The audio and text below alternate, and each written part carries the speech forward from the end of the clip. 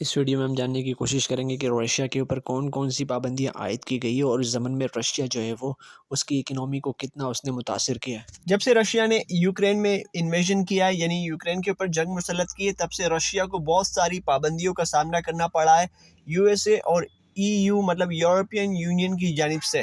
Russia کے اوپر total کتنی پابندیاں عائد کی گئی ہیں؟ ٹوٹل جو سینکشنز ہے وہ 10,971، جس میں سے 5,000 سینکشنز صرف یورپین یونین کی جانب سے ہے۔ رشیا کو مینلی دو طرح کی پابندیوں کا سامنا ہے، ایک تو نیشن وائڈ پابندیاں ہیں، دوسری انڈیویجولز کے اوپر پابندیاں۔ ان انڈیویجولز میں رشیا کے صدر پیوٹن بھی شامل ہے اور رشیا کے سابق صدر بھی اس میں شامل ہے۔ اس کے علاوہ بہت ساری ویلتھی رشین شخصیات جو کہ آؤٹ سائڈ رشیا میں وہ بھی شامل ہیں، جس میں چیلسیا کی اونر سر فہرست ہے۔ رشیا کے ان انڈیویجولز پر جو پابندیاں ہیں اس میں سفری پابندیاں بھی شامل ہیں، جس میں ہوائی جہاز کے ذریعے، زمین کے ذریعے یا پانی کے ذریعے سے جو ہے وہ ان کا داخلہ جو ہے وہ یورپین ممالک میں ممنوع ہے۔ اسی طریقے سے جو بیلاروس اور ایران کے اوپر پابندیاں عائد کی گئی ہے کیونکہ انہوں نے رشیا کا ساتھ دیا اس انویژن میں۔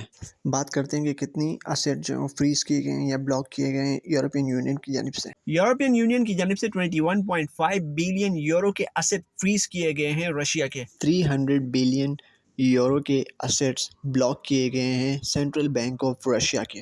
رشیا کے اوپر کچھ امپورٹ اور ایکسپورٹ کی بھی پابندیاں لگائی گئی ہیں، لیکن اس میں کچھ شعبے ایسے ہیں جن کو جو ہے وہ ایکسکلوڈ کیا گیا ہے، جس میں شامل ہے ہیلتھ سے ریلیٹڈ پروڈکٹ یا فارما انڈسٹری کی پروڈکٹس ہیں، اور ایگریکلچر کی پروڈکٹس بھی اس میں شامل ہے تاکہ رشیا کی جو پاپولیشن ہے اس کے اوپر اس کا ایفیکٹ نہ پڑے۔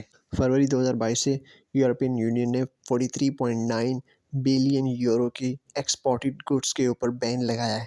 اسی طریقے سے 91.2 بلین یورو کی گڈس کی جو ہے وہ امپورٹ کے اوپر بین لگا ہے۔ اگر ہم فگر میں بات کریں تو 49% آف ایکسپورٹس اور 58% آف امپورٹس کے اوپر بین لگایا گیا ہے as compare to year 2021۔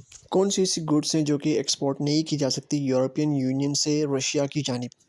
Technological products like quantum computers, transportation equipment جو کہ مینلی آرمی کی یوز میں آتا ہو، ایسی گڈس یا پروڈکٹ جو کہ آئل ریفائننگ کے کام میں آتی ہو، ایویشن یا اسپیس انڈسٹری سے ریلیٹڈ پروڈکٹس، میری ٹائم نیویگیشن سے ریلیٹڈ پروڈکٹس، لگژری گڈس، یہ ساری پروڈکٹس وہ ہیں جو کہ یورپین یونین سے ایکسپورٹ نہیں کی جا سکتی رشیا کو۔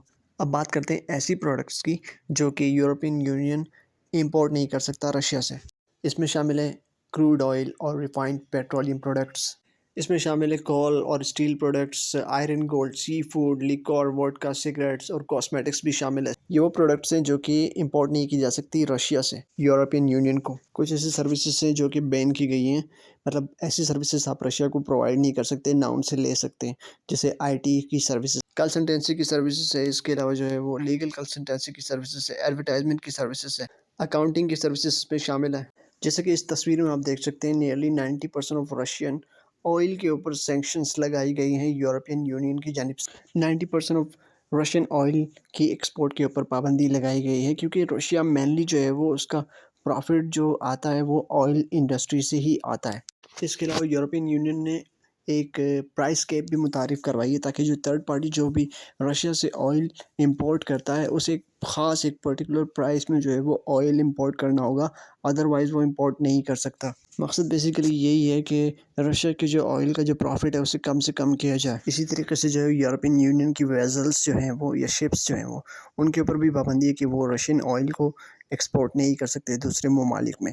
ہاں، اگر وہ پرائس کیپ کے اندر ہی جو ہے وہ اسے ایکسپورٹ کرتے ہیں تب جو ہے وہ انہیں الاؤ ہے، وہ ایکسپورٹ کر سکتے ہیں۔ اس کے علاوہ جو ہے وہ رشین ایویشن انڈسٹری کے اوپر بھی سینکشنز لگائی گئی ہیں، مطلب رشین جو ایویشن سے یا پرائیویٹ جیٹ ہے یا بزنس پرسنز جو ہیں وہ کوئی بھی ایئر کرافٹ جو ہے وہ یورپین یونین کا فضائی راستہ بھی استعمال نہیں کر سکتا، نہ ہی وہاں پر کسی ایئرپورٹ پر لینڈ کر سکتا ہے۔ اس کے علاوہ جو ہے وہ سوئفٹ یوز کرنے کے اوپر بھی پابندی ہے رشین اور بیلاروسین بینکس کی جانب، مطلب رشین اور بیلاروسین بینکس جو ہے وہ سوئفٹ کوڈ یوز نہیں کر سکتے۔ Swift basically internationally fund of transfer کے لیے یوز ہوتا ہے۔ کیا یہ سینکشنز جو ہے وہ انٹرنیشنل لاء کے اکارڈنگ ہے؟ تو بالکل یہ انٹرنیشنل لاء کے اکارڈنگ ہے یہ ساری سینکشنز۔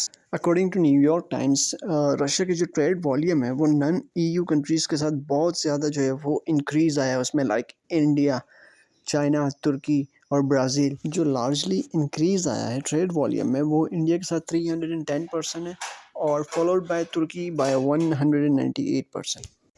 رشیا نے ان سینکشنز کو کس طریقے سے اس کا اثر کم کیا ہے؟ سب سے پہلے جو ہے وہ رشیا نے جو ہے وہ ٹریڈنگ پارٹنرز چینج کیے ہیں، لائک یورپین یونین جو ٹریڈنگ پارٹنرز ہے اس کی جگہ naan E U trading partners کو لائے، لائک انڈیا، چائنا، ترکی، برازیلز۔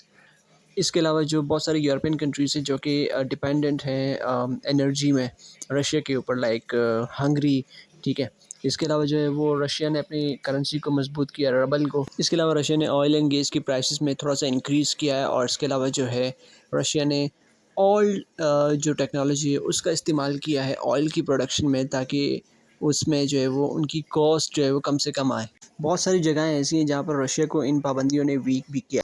سینٹ پیٹرزبرگ کا جو پورٹ ہے اس میں 85% ڈراپ آیا ہے کنٹینرز والیوم کے as compare to previous year. Sanctions کے باوجود بہت ساری یورپین یونین کی کنٹریز ایسی ہیں جہاں پر رشیا کے ساتھ ان کے امپورٹ اور ایکسپورٹس کے جو نمبرز ہیں وہ بڑے ہیں، جیسے کہ آسٹریا، بلغاریہ، گریس، کروشیا، ہنگری، لگزمبرگ اور سلوینیا شامل ہے۔ یورپین یونین بہت سی جگہوں پر رشیا کے اوپر اس کا ٹریڈ کے اوپر انحصار کرتا ہے، اسی لیے یورپین یونین کی جانب سے پابندیاں صرف آئل سیکٹر پر لگائی گئی ہیں، گیس سیکٹرز پر بہت ہی کم لگائی گئی ہیں، کیونکہ گیس بہت بڑی ضرورت ہے یورپ کی۔ بہت ساری ریئر گیسز ایسی ہیں جس کا پرائمری سپلائر جو ہے وہ صرف رشیا ہے، لائک کرپٹان، نیون، زینون، اور یورپین یونین جو ہے اپنی 50% جو ضروریات جو ریئر گیسز کی ہے وہ رشیا اور یوکرین سے امپورٹ کر کے اسے پورا کرتا ہے۔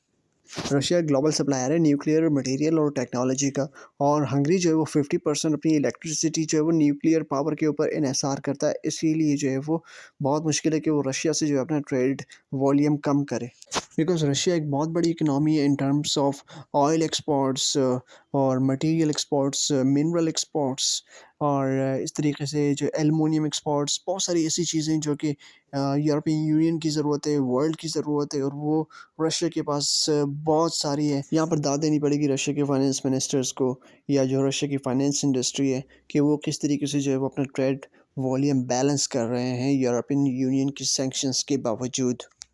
اگر شارٹ ٹرم کی بات کریں تو رشیا کے اوپر جو سینکشنز ہیں یورپین یونین کی جانب سے یا یو ایس اے کی جانب سے، تو وہ کچھ اتنی خاص افیکٹو نہیں ہے، لیکن لانگ ٹرم میں جو ہے وہ رشیا کی اکنامکس جو ہے وہ کھل کر سامنے آئے گی کہ آیا لانگ ٹرم میں رشیا کی اکنامی کس طریقے سے اس کا مقابلہ کرتی ہے۔ لیکن I don't think so Russia جو ہے اس کو اتنا پرولونگ کرے گا، بیکاز اس کو پرولونگ کرنا رشیا کے حق میں نہیں ہوگا۔